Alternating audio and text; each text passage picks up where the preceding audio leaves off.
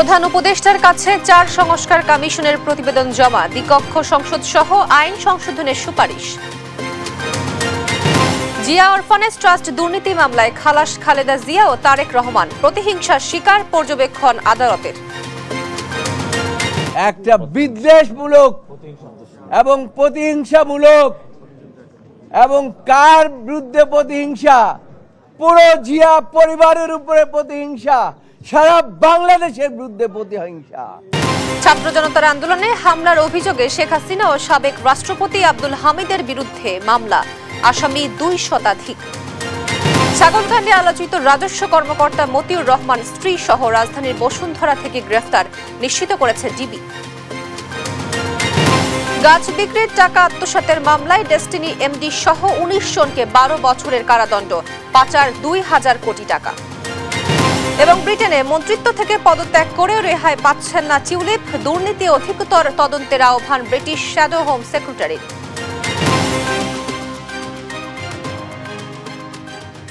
দেখছিলেন শিরোনাম সংবাদ দুপুরে, আপনাদের সঙ্গে আছি আমি তোয়া আফরোজ।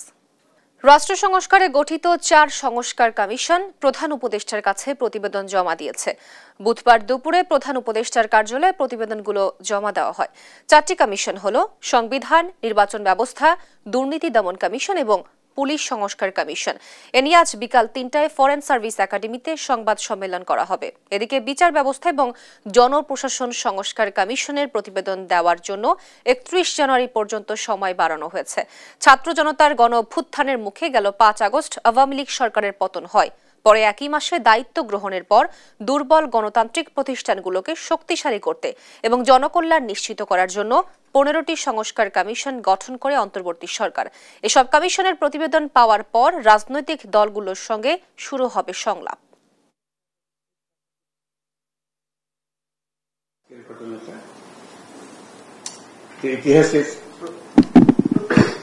ইতিহাসের অংশ হয়ে থাকে কমিটমেন্ট, এটা কোনো দলীয় কমিটমেন্ট না। আমরা আশা করছি সব দল এই চার্টারে সাইন অন করবে। ওই যে বললাম ঐক্যমত, যেটা তখন এটা আমাদের বাংলাদেশ জাতি একটা সনদ, যে সনদ আমরা বুকে নিয়ে অগ্রসর হব, যে নতুন বাংলাদেশের চার্টার, সেই হবে চার্টার। সেই চার্টার মতকের ভিত্তিতে হবে, নির্বাচন হবে, সবকিছু হবে, কিন্তু চার্টার নিতে হবে। জিয়া অরফানেজ ট্রাস্ট দুর্নীতি মামলায় বিএনপি চেয়ারপারসন বেগম খালেদা জিয়া ও দলটির ভারপ্রাপ্ত চেয়ারম্যান তারেক রহমান সহ সব আসামিকে খালাস দিয়েছেন আপিল বিভাগ। রায়ের পর্যবেক্ষণে বলা হয়, নিম্ন ও উচ্চ আদালতে আসামিদের প্রতি বিদ্বেষপূর্ণ বিচার হয়েছিল, তাদের কেউই দোষী প্রমাণিত হয়নি। আর আইনজীবীরা জানান, এ মামলা ছিল রাজনৈতিক প্রতিহিংসার। বেগম জিয়ার ওপর শেখ হাসিনার জিজ্ঞাসাংসা চরিতার্থ করার হাতিয়ার। সাবরিনা মজুমদারের রিপোর্ট।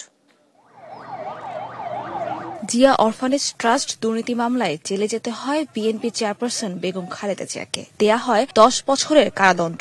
শুরু থেকেই বিএনপির আইনজীবীরা মামলাটিকে রাজনৈতিক প্রতিহিংসামূলক এবং ভিত্তিহীন বলে দাবি করা হলেও কর্ণপাত করেননি কোনো আদালত, বরং নজিরবিহীনভাবে বেগম জিয়ার ৫ বছরের সাজা বাড়িয়ে করা হয় ১০ বছর। বুধবার খালাস চেয়ে আসামিদের করা আপিল মঞ্জুর করে আপিল বিভাগ বলেন, নিরপরাধ বেগম জিয়া, তারেক রহমান সহ সব আসামি। রায় বলা হয়, মামলার বিচারের প্রক্রিয়াটি ছিল প্রতিহিংসামূলক। বেগম খালেদা জিয়া এবং জিয়া পরিবারকে ধ্বংস করার জন্য ফ্যাসিস্ট সরকার দীর্ঘদিন পর্যন্ত চেষ্টা করে আসছিল। আল্লাহর রহমতে সেই ফ্যাসিস্টরা শেষ পর্যন্ত দেশ থেকে আন্দোলনের মুখে পালিয়েছে।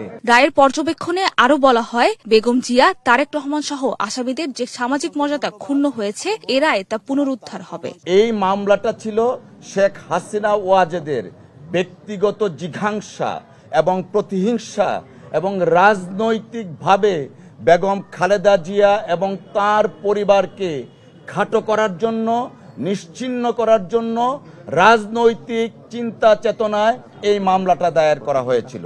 এই মামলাতে সাধারণত আপিল বিভাগ কোনো আপিল করলে হাইকোর্টের রায়টাই সেটা সাইড করেন। এই মামলাটা প্রথম থেকে এত বেশি বিদ্বেষপূর্ণ এবং প্রতিহিংসা পরায়ণ ছিল, এই কারণে আদালত নিম্ন আদালতের রায় এবং উচ্চ আদালতের রায় দুটাই বাতিল ঘোষণা করেছেন। এই মামলা শুরুতে বাতিল হয়ে যাওয়া উচিত ছিল বলে মনে করেন দুদকের আইনজীবী। ফেক সবকিছু বিবেচনা করে অনারেবল অ্যাপিলেট ডিভিশন আজকে ক্রিমিনাল আপিলটা সবগুলা ক্রিমিনাল আপিলই অ্যালাউ করেছে এবং নন অ্যাপিলিং যারা আছে তাদেরকেও খালার দিয়েছে। কারণ হচ্ছে যে এটা ম্যালিশিয়াস প্রসিকিউশন হচ্ছে, এই কারণে, কারণ এটা কোনো মামলাই হয় না। 2018 সালের 8 ফেব্রুয়ারি এই মামলায় কারাগারে নেওয়া হয় বেগম জিয়াকে। জেল খাটেন 2 বছর 1 মাস 13 দিন। সাবরিনা মজুমদার, দেশ টিভি, ঢাকা। বৈষম্য বিরোধী ছাত্র আন্দোলনে হামলা ও সহিংসতার ঘটনায় সাবেক প্রধানমন্ত্রী শেখ হাসিনা ও সাবেক রাষ্ট্রপতি আব্দুল হামিদের বিরুদ্ধে কিশোরগঞ্জে একটি মামলা হয়েছে। গেল মঙ্গলবার বিকেলে কিশোরগঞ্জ সদর মডেল থানায় এ মামলা হয়। মামলার বাদী তহমুল ইসলাম আন্দোলনের সময় আহত হয়েছিলেন বলে এজাহারে দাবি করা হয়। সাবেক রাষ্ট্রপতি আব্দুল হামিদ, সাবেক প্রধানমন্ত্রী শেখ হাসিনা সহ 124 জনকে আসামি করা হয়েছে। এতে অজ্ঞাত পরিচয়ে আসামি করা হয়েছে আরও 200 জন কাজ করে যাচ্ছেন। কাজে আরও গতি আনতে প্রশিক্ষণের উদ্যোগ নেওয়ার কথাও বলেন জাহাঙ্গীর আলম।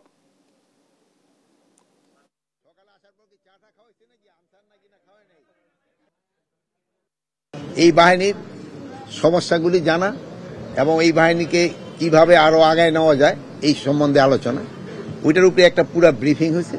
তা আপনারা জানেন যে বাংলাদেশের কিন্তু আনসারের সদস্য সংখ্যা 60 লাখেরও উপরে।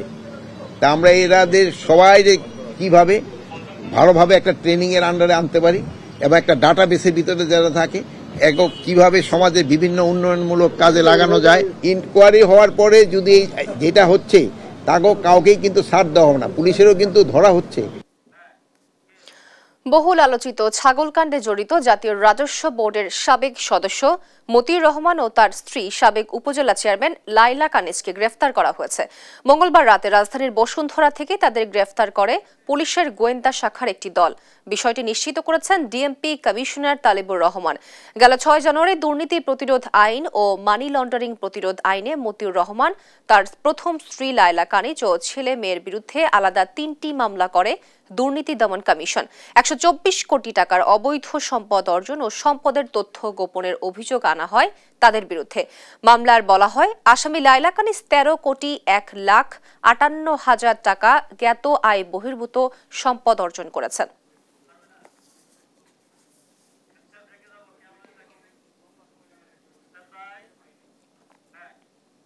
চার সংস্কার কমিশনের প্রতিবেদন জমা নিয়ে রাজধানীর ফরেন সার্ভিস একাডেমিতে শীঘ্রই ব্রিফিং করা হবে। এ নিয়ে আলোচনাতে সরাসরি যুক্ত হচ্ছেন সহকর্মী সাইফুল রিপন। রিপন, সেখানকার বিস্তারিত কি পরিস্থিতি আমাদেরকে জানাবেন?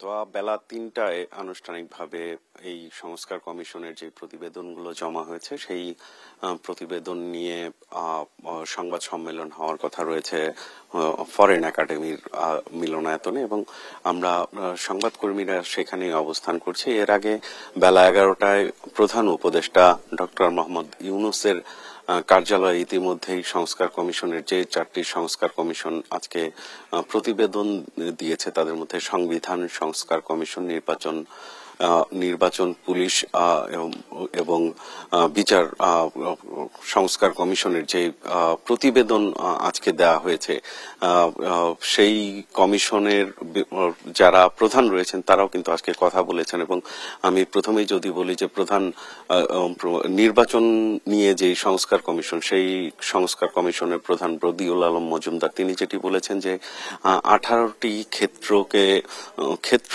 ধরে প্রায় 150টি সুপারিশ করা হয়েছে এবং এই নির্বাচন ব্যবস্থার মধ্য দিয়ে বিগত সময়ে যে নির্বাচন ব্যবস্থা ভেঙে দেয়া হয়েছিল সেই নির্বাচন ব্যবস্থাকে আবার পুনরুজ্জীবিত করার প্রচেষ্টা নেওয়া হয়েছে এই সংস্কার প্রস্তাবনার মধ্য দিয়ে, এমনটি কিন্তু দাবি তিনি করেছেন। এবং প্রার্থীদের যোগ্যতা সহ যে বিগত সময়ের যেই নির্বাচনগুলো রয়েছে, যেই নির্বাচনগুলো নিয়ে অভিযোগ রয়েছে, বিশেষ করে 2018 সালের যে নির্বাচন অনুষ্ঠিত হয়েছে সেই নির্বাচন অনুষ্ঠানের পেছনে যারা অভিযুক্ত রয়েছেন তাদের বিরুদ্ধে বিচার বিভাগীয় ব্যবস্থা নেওয়া এবং তাদের বিচারের বিষয়েও কিন্তু সেই সুপারিশ রয়েছে সেই সংস্কার কমিশনের সুপারিশে। এছাড়া পুলিশের সংস্কারের বিষয়েও বেশ কিছু বিষয় রয়েছে এবং বাংলাদেশের যে জনগোষ্ঠী 18 কোটি জনগোষ্ঠীর জন্য মাত্র 2 থেকে 2.25 লাখ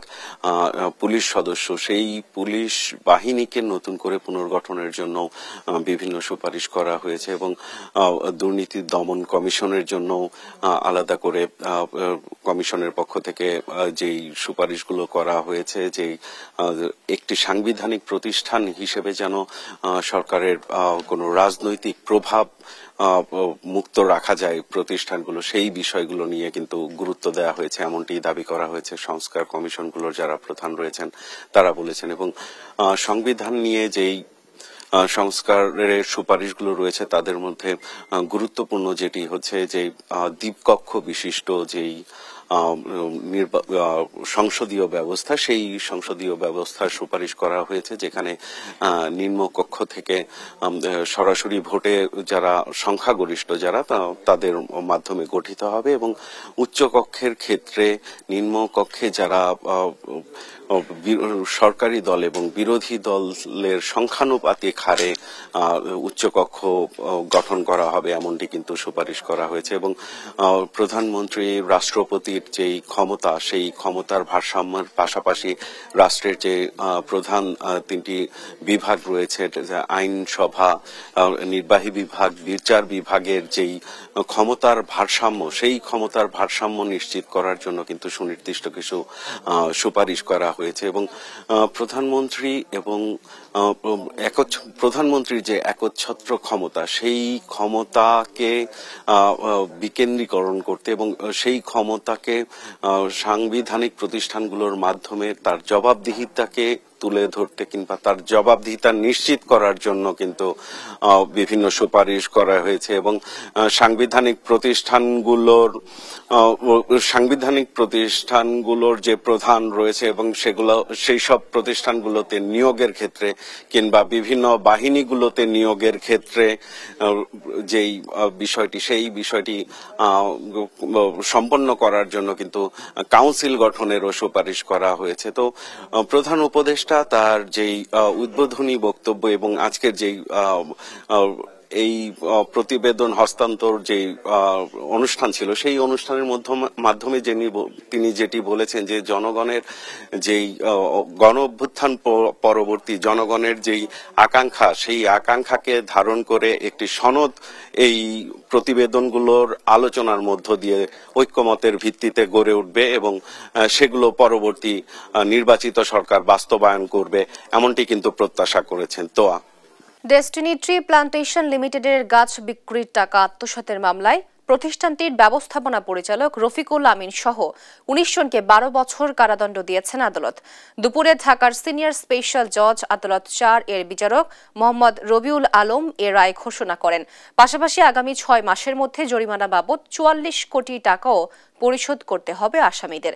তবে এরই মধ্যে ১২ বছর ৩ মাস কারাভোগ করেছেন রফিকুল আমিন ও ডেস্টিনির চেয়ারম্যান মোহাম্মদ হুসাইন। কারাগারে থাকার সময়ের সঙ্গে দণ্ডাদেশ সমন্বয় করার আদেশ হওয়ায় তাদের মুক্তিতে আর কোনো বাধা থাকছে না। রাজধানীর কলাবাগান থানায় ২০১২ সালের ৩১ জুলাই মামলা দুটি দায়ের করে দুদক। চট্টগ্রামের মিরসরাই ও জোরারগঞ্জ থানার ৮টি মামলায় সাবেক গৃহায়ন ও গণপূর্ত মন্ত্রী ইঞ্জিনিয়ার মোশাররফ হোসেনকে গ্রেফতার দেখিয়েছে আদালত। একই সাথে তার স্বাস্থ্য, বয়স ও স্ট্যাটাস বিবেচনায় কারাবিধি অনুযায়ী চিকিৎসা ও ডিভিশন সুবিধা দেওয়ার আদেশ দিয়েছে আদালত। হামলা ভাঙচুর সহ বিশেষ ক্ষমতা আইন, বিস্ফোরক আইন ও দ্রুত বিচার আইনে তার বিরুদ্ধে এসব মামলা দায়ের হয়েছে। এছাড়া একই সময়ে হত্যা, বিস্ফোরক আইনে পৃথক ৫ মামলায় গ্রেফতার দেখিয়ে আদালতে তোলা হয়েছে সাতকানিয়া লোহাগড়া আসনের সাবেক এমপি আবু রেজা মোহাম্মদ নিজামুদ্দিন নদভিকে।